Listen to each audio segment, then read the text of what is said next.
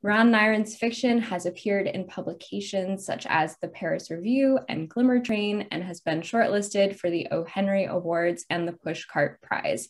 He is the co-author with his spouse and writing partner, Sarah Stone, of Deepening Fiction, a practical guide for intermediate and advanced writers, and he earned his MFA in creative writing from the University of Michigan. He is the recipient of many writing awards, including the Farrer Prize in Playwriting, and currently teaches fiction writing for Stanford University. Ron will be in conversation with Harriet Scott Chessman. She is the author of 5 novels, including Lydia Cassatt Reading the Morning Paper, and has created 2 librettos for opera. Tonight, they will be discussing Ron's beautiful novel, The Book of Lost Light, which explores family loyalty and betrayal, Finnish folklore, the nature of time and theater, and what it takes to recover from calamity and build a new life from the ashes. Joan Silber called it quietly fabulous, and Charles Baxter said its images will stay with you long after you finish reading it. RJ Julia is so grateful to have Ron and Harriet here in conversation today, so I'm going to go ahead and let them get started.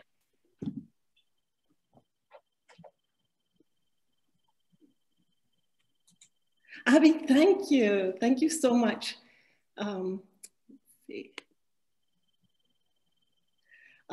I want to thank Abby, who's our host, and Victoria, who's behind the scenes with tech, which is wonderful, and Erica Badjak, who graciously invited Ron and me to come and present Ron's beautiful book. And I also want to thank RJ Julia, one of my all-time favorite bookstores, which I discovered when it very first opened 31 years ago, and which I still adore. And I wish to thank all of you for coming.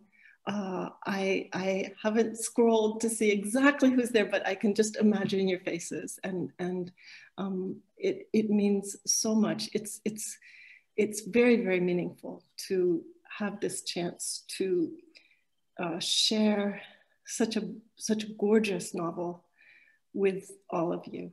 I was thinking so much about this novel in the last day or two, The Book of Lost Light, and I think it is a book that just goes deeper each time I read it. I actually have read it 3 times now, and counting, because this last time through, I saw so much more than I had the first time. And the first time, I thought it was beautiful. But it's graceful, it's intelligent, it's moving, it's inspiring. It's so much about loss, but it's also about freedom and healing. So Ron's about to read, we'll start with reading one beautiful passage from this book, and we'll have a conversation, and then he'll read a second passage at about 7:35 or so, and then we'll open it up to all of you. We hope you have some questions for us, and thoughts and questions. So I think I'll just give it straight to Ron. He can introduce the characters a touch before he jumps into this first passage. Thank you so much, Harriet, for that beautiful introduction and for having this conversation with me. It means the world to me. I love your fiction so much, and you've been an inspiration to me. And also a big thank you to Abby and Victoria and Erica and everyone at RJ Julia for hosting this event. And thank you to everyone who's coming on Zoom after maybe you've had a day of Zooms. I really appreciate you joining me and Harriet in this virtual realm. It's just so great to see you all. So yeah, I'm going to start by reading a passage just to set up the novel in a sentence. The Book of Lost Light is the story of Joseph Kylander, a boy who grows up in early 20th century San Francisco, raised by his obsessive photographer father, Arthur, and his impulsive older cousin, Karelia. So this first passage is from early on in the book. It's 1905, Joseph is in his teens, and his older cousin Corelia is working as the receptionist for Arthur's photographic studio. This is the moment they first meet Thomas Hallgarden, who will later become an important patron of Arthur's work. It was 7 minutes after 5 when someone knocked. I always knew precisely what time it was without needing to consult a clock, a skill I had learned to conceal from my schoolmates, since none of them seemed to possess it. Corelia called out, "We're closed for the day," but the knocking continued until I answered. The man on the other side of the door stood well over 6 feet tall. He was perhaps in his early 40s, with a large oval head topped by fine, fair hair, and a stout frame fit snugly in a suit of gray cloth, which gave off the sweet odor of pipe tobacco. He said his name was Thomas Hallgarden. "Did you come to pick up prints?" I asked. "No," he said, gazing at the studio with eyes crinkled and curious. His hat dangled from his fingertips, a curious style I'd never seen before, soft felt with a narrow brim that angled down in front and turned up at the back. "Did you come to schedule a sitting?" I said. "We're usually booked a week in advance, but there may be a cancellation." In fact, an alarming swath of my father's schedule was free these days. "I'll check the calendar for you." "I didn't come for a portrait," he said. Corelia came up behind me and said, "You don't look like a creditor." The man laughed. "That's one thing I can be grateful for then," he said. "Tell me, what do I look like?" She studied the mother-of-pearl cufflinks at his wrists, the gleaming black shoes. He wore 4 rings, one ornate and scrolled and set with tiny gems, the second bearing an amber-colored stone, the third thick and dark with the image of a dolphin stamped in the metal. The fourth was a simple gold band. "A gypsy violinist," she said. He grew solemn. "You have put your finger on it. I have the soul of a gypsy violinist, and yet I occupy the body of a businessman." "How sad for you," she said. "Better that than the soul of a businessman in the body of a gypsy violinist. I'm here to see Arthur Kylander. He wrote me about a project of his." I liked his solidity. I tried to catch Corelia's eye, but she was regarding him with a half smile. She said, "Mr. Kylander is in the operating room and will be out soon." She gestured toward the chairs by the entrance. "Please sit down." Instead, Mr. Hallgarden walked about, revolving his hat in his hands and examining the room. I pointed out the photograph behind the reception desk. "That's my father with Muybridge at Palo Alto Farm." He said, "I know a few artists who still remember their great chagrin when Muybridge proved them wrong about horses." This gave me hope. I hurried into the back room to get my father. Mr. Hallgarden shook my father's hand and said, "I own Hallgarden Paper Company. You wrote to me some weeks ago at my office. You said you were extending Muybridge's work from the spatial dimension to the temporal?" "Yes, the temporal dimension," my father said, blinking. The solitude of the dark room sometimes left him deep within himself. "My father has photographed me every day since I was born. Would you like to see the preliminary photographic record?" Without waiting for an answer, I ran to retrieve the album of contact prints from my father's office. As I returned to the reception room, my father was saying to Mr. Hallgarden, "We think of ourselves as traveling in time from point A to point B in the same way that we move through space. But I've come to believe it may be more useful to think of ourselves as vessels." "This has a small sampling of days from different years," I said. "Our goal is to print every day since I was born." It occurs to me now that Mr. Hallgarden might have thought it odd, a child proudly showing a stranger a series of photographs in which he appeared unclothed from head to toe. Yet I felt no embarrassment. I had been accustomed to my father's project all my life, and I had grown up studying the plates in Muybridge's Animal Locomotion. If none of the nude models in Muybridge's photographs had been embarrassed, there was no reason for me to be. In my father's images, so exact in regularity, showing the ventral, the dorsal, and the left and right profile views for each day, I wore the cloak of science. Oh, thank you. I love to hear this passage. It's very moving hearing it read too. I have, my first question is actually about this character of Joseph, the son who's photographed every day. And he is your point of view character throughout, and it's first person throughout and past tense. And I just wanted to ask, how did you find him? How did you find him as a character? How did you find him, and how did you find his voice? I'm really curious. Well, it was actually a long, before I started writing this novel, quite a number of years before I started writing this novel, I wrote a short story, a first person story about a man who grew up being photographed by his father every day of his life. It was just like 2 or 3 pages, and it was just one of those harebrained things that I was doing in those days. I would take some off the wall idea and see if there was a story in it. And I thought, this is interesting, but why is this man doing this? And what would it really be like to be photographed every day of your life? And I don't know. So I just put it in a drawer. And then years later, when I was thinking about turning another short story into a novel, and it had a photographer character, it was very minor. And I thought, well, maybe that photographer could be doing something like this project. And I started turning it over in my mind.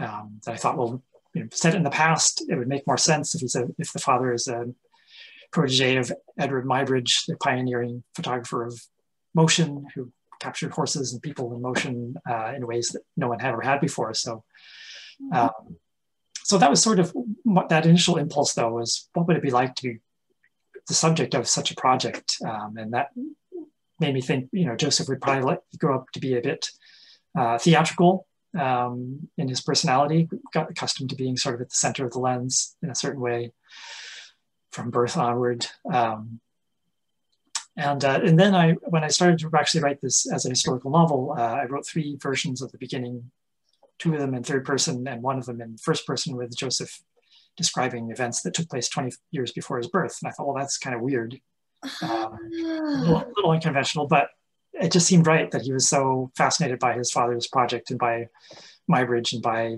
the grand effort of it all, that's where he would begin. So he's both kind of theatrical and self-effacing in a weird way. Yes, actually, when you wrote the I'm so interested. I'm always interested in other drafts and what happens with those. When you said you wrote, were you writing from Joseph's point of view, but in third person? In one of those versions, yes, and in the other version, it was from Karelia's point of view. That's interesting. And you decided on Joseph. Well, I felt like the first person version just had the most life, and I gave all 3 to Sarah, my spouse and first reader. Yes. And I didn't tell her which one I thought was, had the most life to it. I just said, here's 3, what do you think? She said, oh, this first person one, that's you should go with that. So, it's so fascinating. It's such a beautiful, beautiful voice. I fell in love with Joseph actually from the first sentence. Thank you. It's something about the restraint of the voice, which is unusual. And he is, as you say, he's a very unusual person, a very unusual character. And I was thinking a lot about innocence and experience today, because at this point in the passage you just read, he's still innocent in the sense that he's so much in his father's world. He is not in any way self-conscious. I mean, you're absolutely right. I hadn't even connected that, because he goes into theater later and there is something about being at the center of the lens, but he's also very self-effacing and humble. And yet he feels like he's part of his father's project. Mm-hmm. So I don't know, there's something about the voice that to me is just very quietly powerful. And I think it's a voice that I hear in my ear. I have to tune myself to it so that I actually can hear what he's actually saying. That's when I said that it's so deep. I go, you hear more, the better you tune your ear. It reminds me actually of Ishiguro. I love Ishiguro's work, and also William Maxwell, strangely. I know I've said to you before that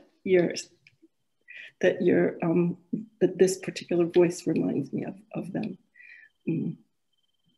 Wow. Well, I'm honored because those are two of my favorite writers. So, yes, mine too. And I think what it is that this voice doesn't have to tell us everything, but we have to listen in and hear and discover.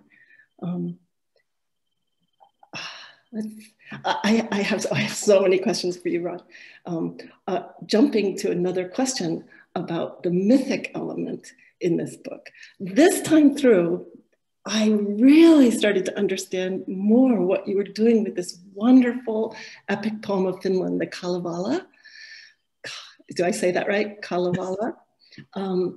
About heroes and magic and all this kind of thing. And it threads through the book in the most beautiful way. Your character Cornelia first is reading it. It was her mother's copy, and her mother has died. One of the many, many losses in the book. Her mother has died, but she has her mother's book. And of course, Joseph's mother has also died in giving birth to him, I think. And Cornelia gives this book to him. And the book, could you just maybe talk a little bit about how you thought to have this 2-volume epic poem of Finland come into your book, and how you thought to do it, and why you're glad it's there, because I'm very glad it's there. Yeah, so, well, just the Kalavala is this epic poem that was collected by Elias Lönnrot, a Finnish man who in the mid 19th century went around collecting oral folktales from traditional singers who told these tales of the ancient sage Wainamoinen and his companions. And so I first came across this when I was like 8 years old. I came across an encyclopedia of world folklore, a little paragraph. It was just a paragraph about Wainamoinen, among pages of figures from other world. Wainamoinen, who he's the one who takes 700 years to come out of the womb, correct? Yes. Yes. Yes. So finally crawls out on his own. Yes, it was just the entry in the encyclopedia was very short. He had a copper boat and a magic harp, and that's all it said. But the name Wainamoinen just stuck with me at age 8. And so then, many years later, when I was writing this novel, I thought, well, what is Joseph's family background? I'm Swedish. My background is Swedish. But I didn't want it to be autobiographical, so I thought, well, I'll go one country over. I love it. I love that. I love that. And the only thing I knew about Finland, basically, other than Tove Jansson's Moomintroll books, was this name, Wainamoinen. So I Googled it, and I came across the Kalavala. And it's just this amazing poem that was well known at the time of, in the late 1900s, early 20th century. It was much more well known in that English translation by Martin Crawford. But it's just this fascinating tale that Elias Lönnrot kind of mushed together different stories and tried to make an epic poem out of it. And because of that, it's strange. It takes unexpected turns because he's mixing characters and actions from different tales. But it's the tale of Wainamoinen, this ancient sage who takes 700 years to be born and goes wooing, tries at several points during the book to woo a wife and never succeeds, which is I love that. the opposite of the heroic, and many of the other characters fail in their quests to woo a wife. There's an epic battle over a mystical object called the Sampo, which grinds grain on one side, and issues coins on the other. I mean, it's full of these splendid and wild imagery, and I just fell in love with it. And I said, okay, well, this is, you know, this could be all Joseph knows about his Finnish heritage, but it's enough to preoccupy him. And I thought, well, if he's a theatrical person, he might somehow end up acting out pieces of this narrative or enrolling others. So after the earthquake, when my family is stranded in the backyard in the Berkeley Hills, they end up enrolling the help of an actor in transforming some of these into plays and performing them as ways to cheer up themselves and other refugees. And also it's just something about the way loss weaves through the Kalavala. It just seemed to resonate with the losses of this family, the destruction of the earthquake. And in a spirit, I didn't mean this as a retelling of the Kalavala, but there are more parallels than I certainly intended to put in there between the two stories. Yes, definitely. That's one of the great joys of reading this novel. One of the many, many joys is these sparks of connection with this kind of dream world. It's so interesting because Joseph's father, Arthur Kylander, you know, the photographer, he's so devoted to, well, he thinks he's devoted to science and fact and precision, and he's trying to capture time through a slightly mechanical means. But then Cornelia comes in, and she's utterly fanciful. And the kind of photography she does also is so much more nature-based and infused more directly with imagination and that kind of thing. And I was thinking, Cornelia said, I wrote this down, I love this sentence. This is in Cornelia's voice. It made about the Kalavala. It made little sense, like a dream or like life. And that's what comforted me. I was like, only Ron Nyren could have written that sentence. It made little sense, like a dream or like life. And that's what comforted me. And I was thinking that this whole world of the Kalavala with extraordinary things happening and magic and people dying and being cut into fragments and then being put back together by their mother and all that kind of thing, it kind of floats. I don't know if it floats under the story. It kind of floats through the story of Joseph and his father and Cornelia. And it enriches it, and it makes you realize that even though on the surface they're you know, extraordinary people, but they're still mortal, but that this gives them a touch of immortality.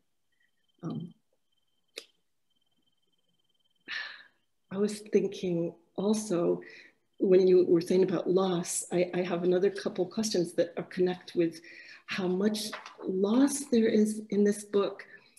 And then another question I have about art and the different kinds of art. But about loss, I was realizing I could think how many of the people, of the characters in the book had died. For example, Arthur, the father's parents, both drowned in the San Francisco Bay, I think, or near San Francisco. And that was the inspiration for him to start taking more pictures, photography. So it's almost as if that art sprang out of loss directly. And then Arthur lost his first two children, then he lost his wife. So you can imagine that there you see Joseph comes into this space of aching emptiness, but he fills it. And it goes on and on, all the losses and the earthquake. Those passages with the earthquake are the most moving. I think I hold my breath through all of it. It's so vivid. And I was just thinking, I was just thinking though today, it is a book that has a lot of loss in it. And all of us have suffered so much loss this year alone, you know, as a nation, as a world. And yet it's a very comforting book somehow too. Did you think about this as you were writing, about sort of loss and comfort? And what could make loss better, or maybe not make it better, but stand next to it. Yeah, well, I often think, how do we survive losses? And you know, art is one of the great ways of finding consolation, finding a way to understand loss, and also just a way to appreciate the world by transforming it. So yeah, when I was thinking of the project, okay, a man photographs his son every day of his life from birth onwards. You know, that's a premise, but it's not really a plot. And then I was thinking of, okay, what's happening around the time? Well, I got to fit the timeline so that the 1906 earthquake gets in there, because how could you not have this great project to try to capture the passage of time? Well, you know, what kind of antagonists can you have? Well, what, you know, that's better than the earthquake. And, you know, living in the Bay Area, I think about the earthquake, that we have not the tremendous earthquake that they promised here when I first moved here in the 1990s. You know, within the next 30 years, there will be another big one. And that underlies life in the Bay Area in a way that we, it does. And it doesn't. And sort of the wildfires have also underscored, and there's so much loss there. So thinking about what the earthquake, just uprooting everything from everyone's lives, how much people fled to other parts of the city and fled across the bay, and how the people in Berkeley and Oakland and the East Bay took in refugees, people, relatives, but friends, and also strangers. People would put up people in their attics and their basements and spare rooms and backyards. It was just this amazing generosity. I mean, just reading the archives, the letters and memoirs of the time, and just seeing how much generosity and community spirit in this there was that went into looking after the refugees, was just very moving. So that was another thing that I really wanted to get in there in the book, is that when tragedy strikes, you know, the genuine help that we can give each other. Yes, it's so beautiful. And it's beautiful to me too, that the band you draw together in the backyard of this Maybeck home that owned by the Thomas Hallgarten, you know, that band of people is all, you know, who are they? They're in theater, they're painters, they're writers, they're all kinds of things. And it's, the very thought of that is inspiring to me. And I think also, I was realizing that in some ways the word freedom starts coming in. It was like Joseph says, because, well, I don't want to give away too much about the book, but you can imagine what happens in an earthquake with fires in San Francisco to photographic images and negatives, which was the record of Joseph's whole life, according to one way of looking at it. And yet Joseph says to Cornelia later, I feel free. I feel free. And Cornelia herself says, we have a chance now for freedom. Almost like we can now create something new, something else. Yeah. I mean, I think there's always the opportunity with great catastrophe to mourn what we've lost and to mourn the people who've been lost, but also to a chance to break things. And I think we're seeing that with the pandemic. I mean, just this year of terrible, terrible loss and such pain and suffering, but maybe there is hope that out of that we are recognizing things that we were shoving aside before this struck. And so I feel like there's a lot of hope in the wake of this disaster, and we'll see how things go. It's still so early, but there are encouraging signs that there might be greater community mindedness emerging and new patterns breaking the old because of the disaster. Yes. It's funny because I even think sometimes about Zoom. I mean, I'm always joking with myself anyway that, you know, people are zoomed out. But in the other sense, it's a miracle. It's miraculous. You're sitting in El Cerrito, near Berkeley, near the action of this. novel that happened 100 years earlier. There you are in El Cerrito. Here I am in Guilford, Connecticut. And we're talking.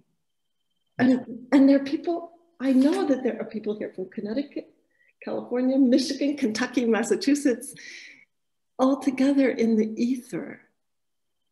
I mean, I think your character of Arthur Kylander would be very interested in this.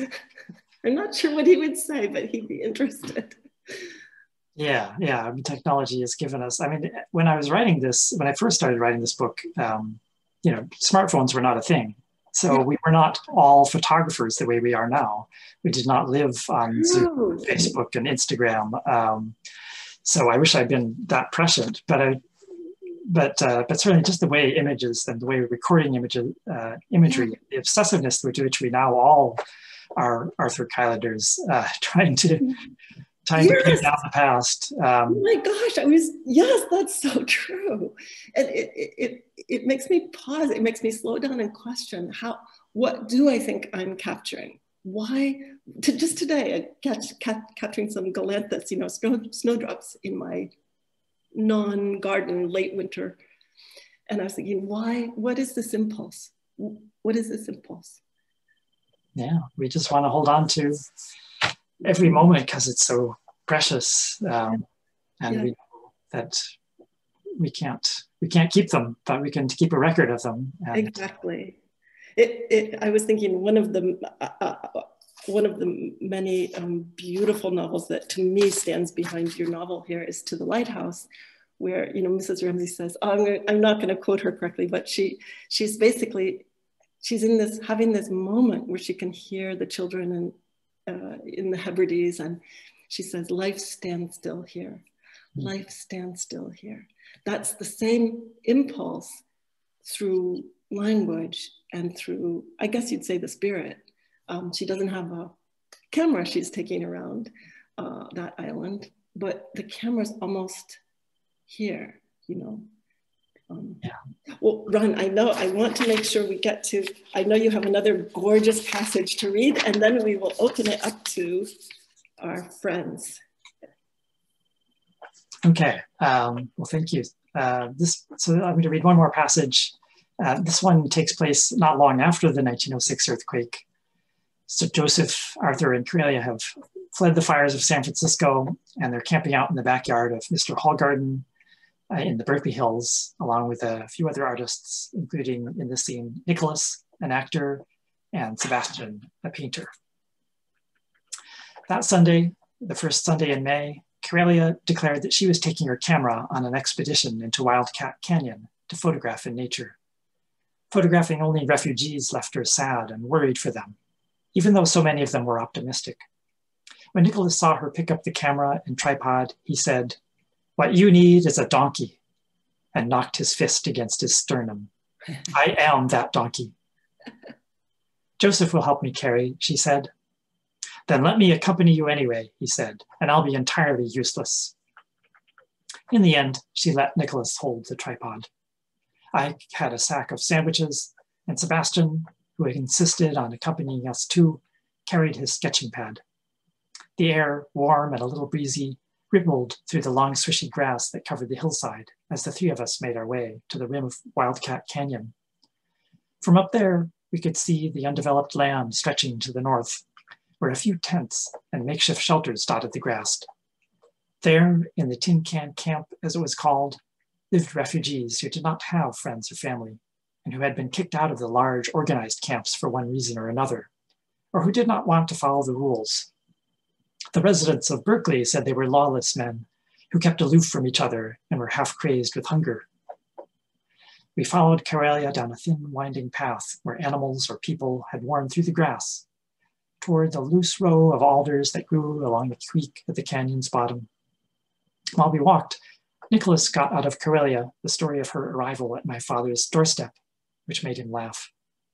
When he was a boy, Nicholas told us, his father inherited a fortune. He bought fine clothes and a house in Pacific Heights, and the family summered in Europe. At one party, his father planted torches in the backyard and set loose peacocks, one of whom caught fire and flew at the mayor, singeing his jacket. When Nicholas said he wanted to study acting, His father sent him to college in New York. But after a year, his father lost all his money in a Ukiah silver mine that had come to nothing. When Nicholas returned from school for the summer, his father had disappeared, and his mother and sister were living in a cousin's basement. I couldn't stand it, our fall in fortunes, he said. So in the autumn, I went back to New York and worked here and there, paid my way through school. I should have stayed to look after my mother. She wasn't well, and her circumstances were pinched. She died a few months before I was to complete my degree. I came back, and my sister wouldn't speak to me. I've never forgiven myself. I'm sure you sent money back, Karelia said. Some, not enough. Now you know the worst thing I've ever done. He said this lightly, but his face was grave. You're lucky in your father, Joseph. He won't abandon you, and he has a brilliance about him. If we opened the top of his head, I believe we'd see a scale model of the universe composed of crystal and set in motion by tiny gears. I'd like to talk more with him about photographing the soul. Painting can show us the soul, said Sebastian, because the artist interprets every detail through the medium of his own soul. Musicians and actors do so as well. But with photography, the machine records everything in front of it. The hand of the artist is nowhere to be found. That's not true, Karelia said. The photographer seeks images or figures or landscapes that have some dialogue with the drama of her inner life.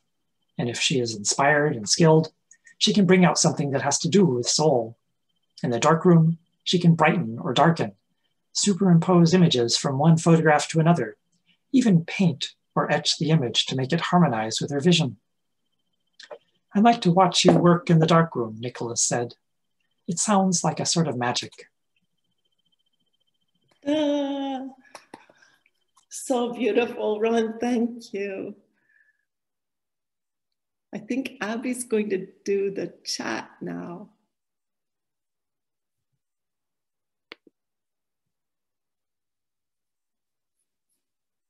Or maybe not. Well, actually, Abby?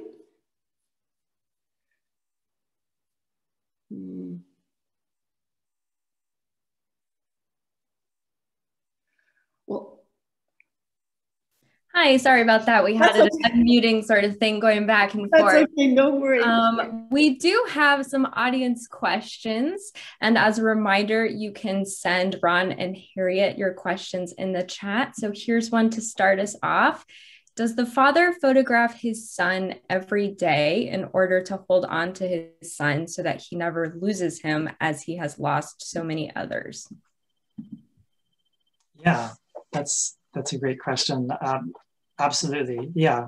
Having lost his beloved wife and having lost so many children before then, I think he's also afraid that Joseph too will not survive, and just wanting a chain, sort of in some way, back to when his wife was alive, wanting to sort of hold some connection to that in some way that, since he's a portrait photographer, makes sense to him to sort of keep a connection to that past alive. Here's another, and this is for both Harriet and Ron. How do you approach writing about history? How do you both bring your books so vividly to life? Like that. Harriet, do you want to? No, Ron, you go first. Far more research than I ever anticipated. Reading letters of the time, UC Berkeley Bancroft Library has this great archive of digitized letters that people wrote to their family right after the earthquake, and memoirs and diaries and photographs. So just hearing how people would describe it to their people back home, their attitude, there's just this attitude of optimism and resilience that just surprised me. From people of that time, and reading oral histories of the period in general, not just the earthquake, but in general of that time period, reading books about Muybridge and theater and opera and photography, and yeah, it's just eventually, I just had to imagine myself within it as if I were someone writing at the time, and it took a lot of immersion to sort of do it. Yes, actually, that's a great way to put it. if you read enough, and I always feel there's kind of a magpie element to it, you know, like, oh, that's good. Oh, or maybe it's also lots of rabbit holes. But you read enough, you think about it enough, you see enough maps or photographs, and at a certain point you start realizing you are immersed in the place and the time you hope to be.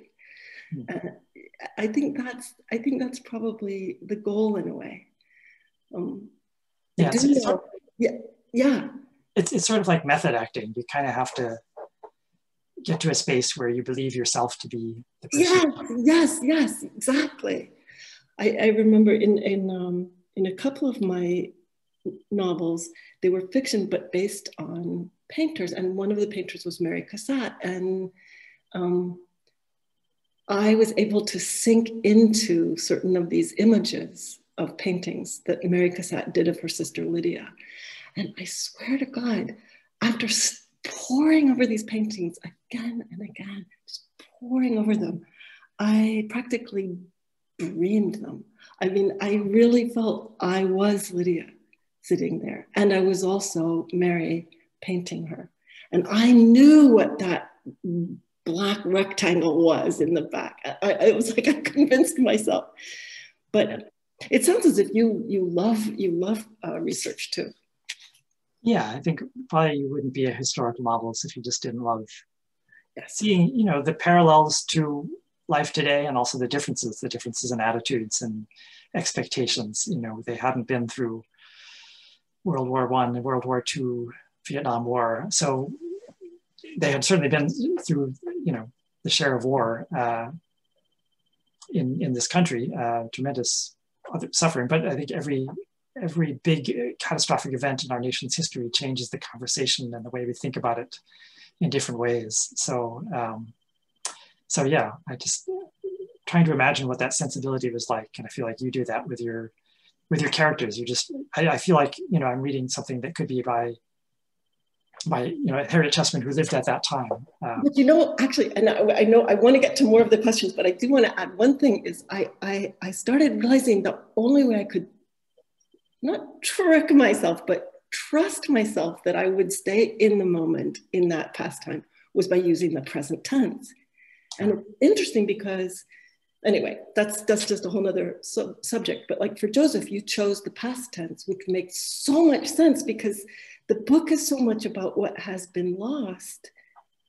It is a backward looking, anyway, it just makes total sense to have chosen the past tense. As Joseph tries to sift through and understand what his life was. More questions? Yes, speaking of time, I feel like this is sort of tangentially related. Another audience member would like you to talk about the expansion and compression of time as you reveal it through your book's timeline. Wow, what a great question. Yeah, well, as I mentioned that when I first started intuitively just writing, Joseph ended up talking about events that took place 20 years before his birth. And I thought, well, I can't do this. But because those events were so much part of his father's story, his father's legend that he was creating, and because that meant so much to Joseph, I ended up, that was the way the book worked. But that meant I had to sort of compress 20 years and account for in some way before Joseph could even appear on the scene, so that was a big task for chapter 1. And then then I wanted to move through Joseph's adolescence, birth, childhood, and beginnings of his adolescence rather quickly, because I wanted to get to the earthquake and then really explore the after effects of the earthquake. So it took a lot of rewriting to get that balance, to sort of get that feeling of motion through years -20 to 14.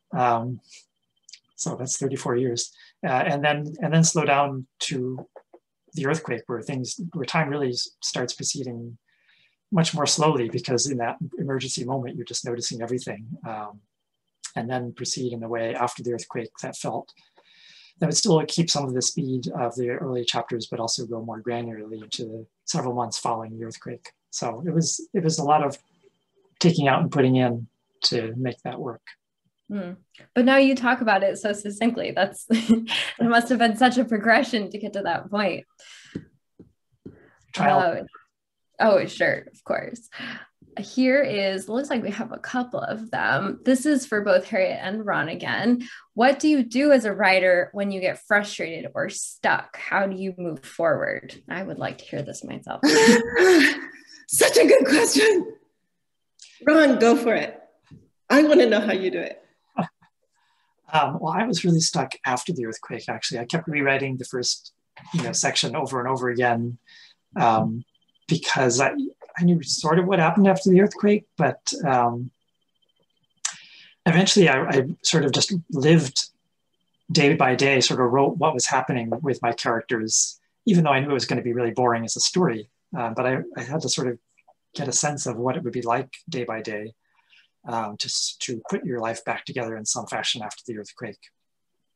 So I was really kind of stuck, but just sort of living it gave it a tangibility that I could work with. And then I could later, as more of the story came through, I could pick, the details that I needed to make it feel real, but also have dramatic events. But took the longest, I think, was the post-earthquake section is figuring out. I had so many characters. Just trial and error. Did I say that already? Harriet, do you have a more rational process? Trial and error is what it is. I was just listening to a poet talk about his work the other day, and he was saying, writing is revision. Writing is revision, always re-seeing. But I was just thinking something. First of all, let me say, I am really happy when I am stuck in something because that means I'm writing something. What's much harder for me is to get going and to trust and to listen and to trust in a new story. For me, that's much harder. So I'm grateful that I get stuck because there's actually something I'm stuck in. But I was thinking something I often do is I start using a pen and write by hand when I'm stuck. I'm not quite sure why, but it just seems more informal and it feels more that it's coming straight from me because I think something that I can feel stuck about is, why am I writing this? I can start to, I've gone down various paths and they end nowhere and I have to go back. And then I think, okay, so I write to myself. Sometimes I have a character write to me, or I write to a character, like letters. Sometimes I try almost just to close my eyes and write the first thoughts of what is the heart of this book? What is the heart of this? And that sometimes can help. And sometimes I can ask myself, what is missing that I feel something missing, and listen out for it. I think listening is one of the most important things, I think, for all of life, definitely, but definitely for trying to create something in words. Probably in anything, you're listening in different ways. I guess if you're a painter, I'm thinking of a young painter in my own life, and I guess you're kind of listening with your eyes as well, and with the texture of the paint. But also people, wonderful, wonderful friends help. I have to say, Ron Nyren and Sarah Stone, for example, and Maud Carol Markson, who's on this call, and many, many other writers, maybe Nancy Antle, Toby Hiller, so many people, Doe Boyle. So many people help when you show them something. And it can be hard to hear. Yeah, definitely. Sarah and my writers group read many versions of this novel. Sarah read just about every one, and my writers group read several drafts. And sometimes they were very gentle, but sometimes they delivered news that I had difficulty. Yes, I know. Don't you sometimes feel in despair? Sometimes I think that one thing I can say is I've had to go to bed after having somebody read a draft of something. I've literally gone to bed and stayed in bed for a few hours. But you do ultimately have to emerge, and usually you are better for it.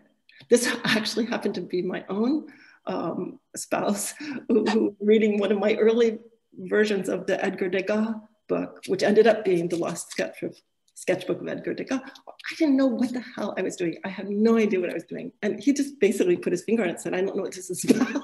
I was like, what? Yeah, you don't know what this is about, but he was absolutely right, because I didn't know what it was about. So there you go.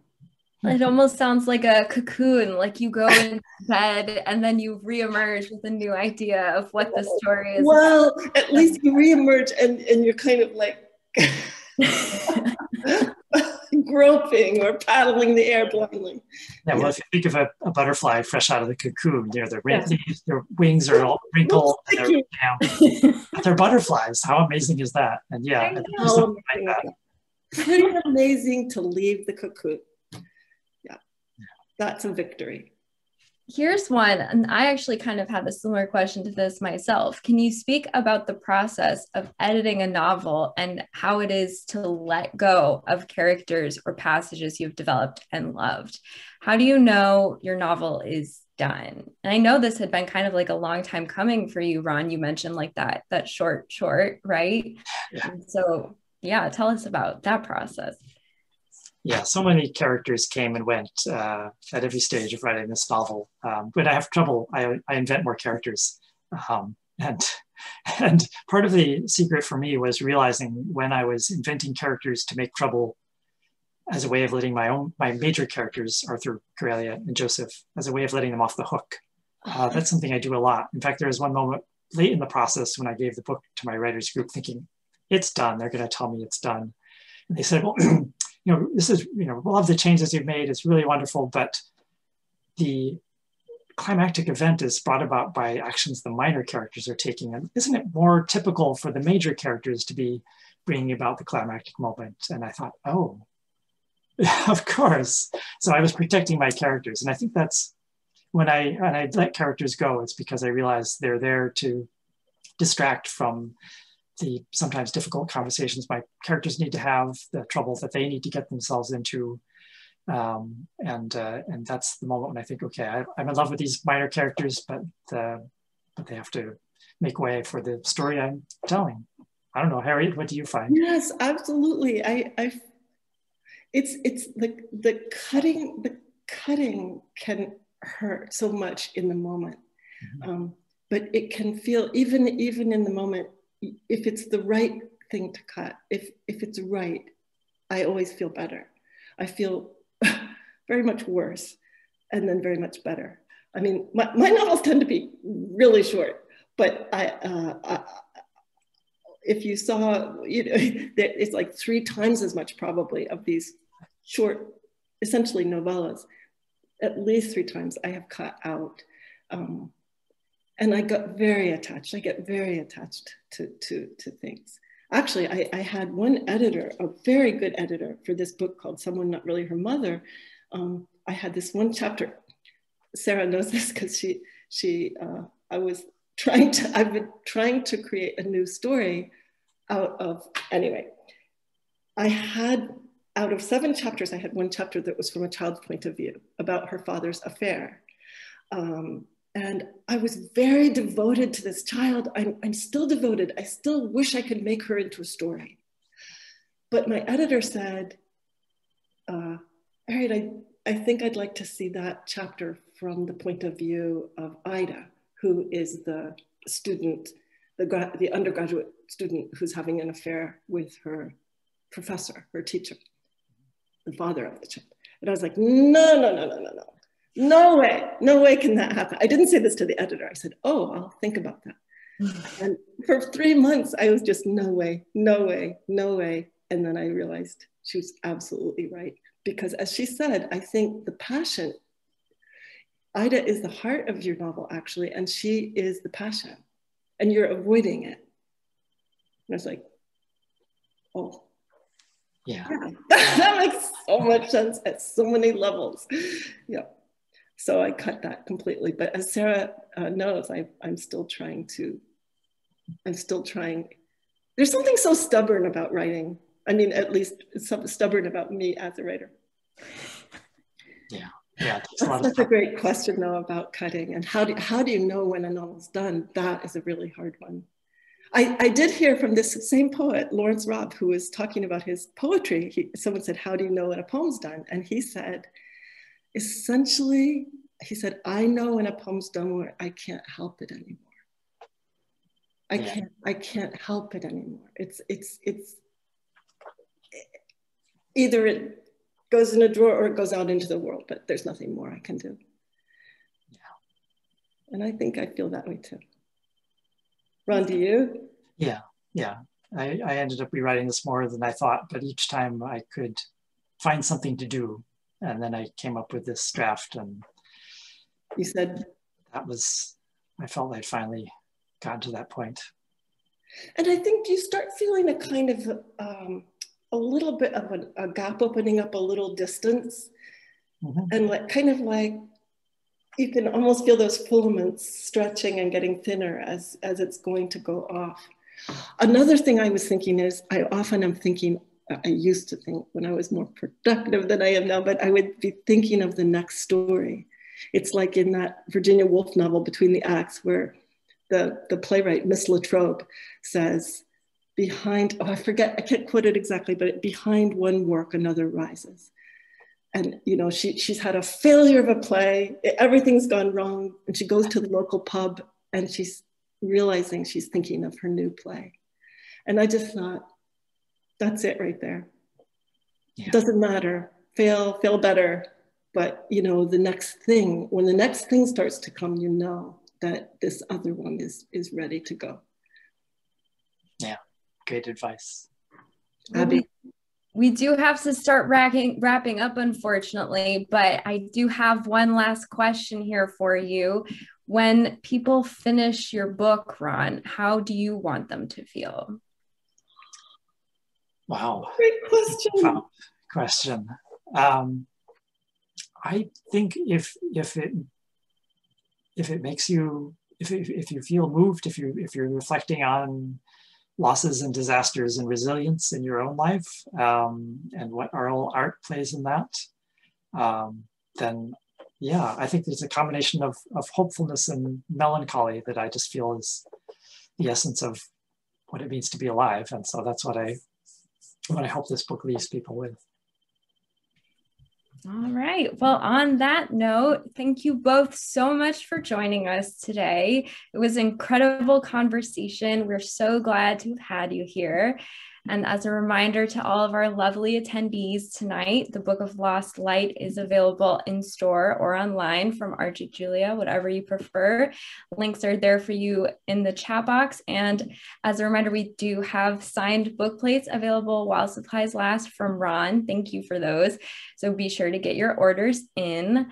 And yeah, I think that's about it from me. Ron and Harriet, thank you so much for coming tonight. Thank you so much, Abby, and everyone at RJ Julia and Harriet. Thank you so much for your brilliant questions, and thank you to everybody. This has just been so much fun.